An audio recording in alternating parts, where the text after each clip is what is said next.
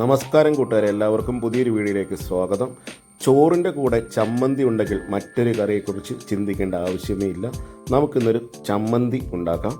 ചമ്മന്തി തയ്യാറാക്കുന്നതിന് ആദ്യമേ തന്നെ ഒരു 15 വറ്റൽമുളക് ഈ ചട്ടിയിലിട്ടൊന്ന് ചൂടാക്കിയെടുക്കാം. ഞാനിവിടെ പാണ്ടിമുളകാണ് എടുത്തിരിക്കുന്നത്. പാണ്ടിമുളക് എന്ന് വെച്ചാൽ നല്ല എരിവുള്ള മുളകാണ്.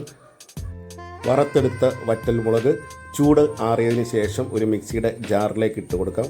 കൂടെ തന്നെ ഒരു 7-8 ചുവന്നുള്ളി, ഒരു ചെറിയ കഷ്ണം ഇഞ്ചി, ഒരു ചെറിയ കഷ്ണം വാളൻപുളി, അതായത് നമ്മുടെ സാമ്പാർ പുളി, ഒരു തണ്ട് കറിവേപ്പിലയും ചേർത്തൊന്ന് അരച്ചെടുക്കാം. അരച്ചെടുത്തതിന് ശേഷം നമുക്കിതിൻ്റെ അകത്തേക്ക് ഒരു വലിയ തേങ്ങയുടെ അരമുറി തേങ്ങാപ്പീരയാണ് ഇതിനകത്തേക്ക് ഇട്ട് കൊടുക്കുന്നത്. 1/2 ടീസ്പൂൺ ഉപ്പും 1/2 ടീസ്പൂൺ മുളക് പൊടിയും ചേർത്ത് നമുക്ക് ഒന്ന് അരച്ചെടുക്കാം.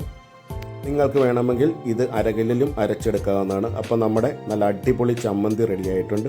ഒരിക്കലെങ്കിലും ഈ റെസിപ്പി ഒന്ന് പരീക്ഷിച്ച് നോക്കുക. ഇഷ്ടപ്പെട്ടെങ്കിൽ ലൈക്ക്, കമൻറ്റ്, ഷെയർ എന്നിവ ചെയ്യുക. എല്ലാവർക്കും നന്ദി, നമസ്കാരം.